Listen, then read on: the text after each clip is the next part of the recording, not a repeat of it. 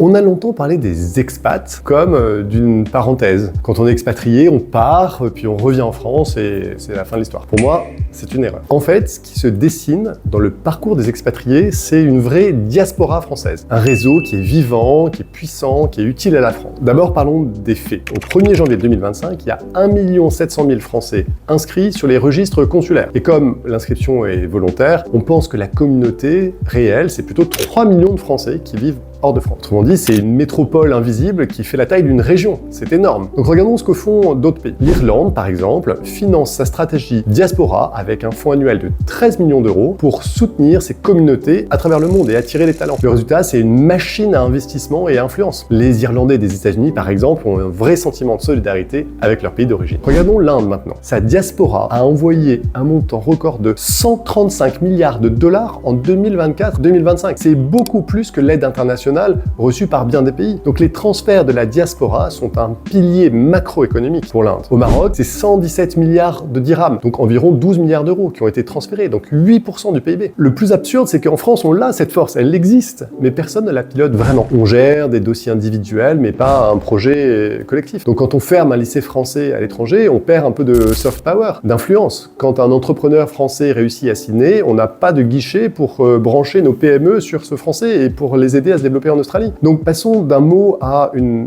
politique. On pourrait faire 3 choses. Un ministère ou une agence de la diaspora qui rassemble les questions d'économie, d'éducation, de culture, d'intelligence économique et les services consulaires. Comme ça, on aura un tableau de bord des talents et des besoins de nos Français à travers le monde. On pourrait aussi approcher proactivement les membres de la diaspora pour leur proposer d'investir en France, de transférer leur argent en France. Et enfin, on pourrait faire des écoles françaises à l'étranger, un réseau d'influence prioritaire. Là où un lycée ferme, l'influence recule. Là où il s'agrandit, l'influence avance. Au fond, c'est une question d'intention, passer de la paperasse à l'ambition. On ne demande pas quand tu rentres, mais on dit mais comment est-ce qu'on reste liés ensemble, comment tu restes lié à la France et comment tu peux continuer à aider la France. Voilà, si vous pensez que la France doit activer sa diaspora, abonnez-vous à cette chaîne, commentez ce post et partagez l'idée la plus concrète en 10 mots. Dites-moi ce que la France devrait mettre en place maintenant pour vous brancher sur l'économie nationale.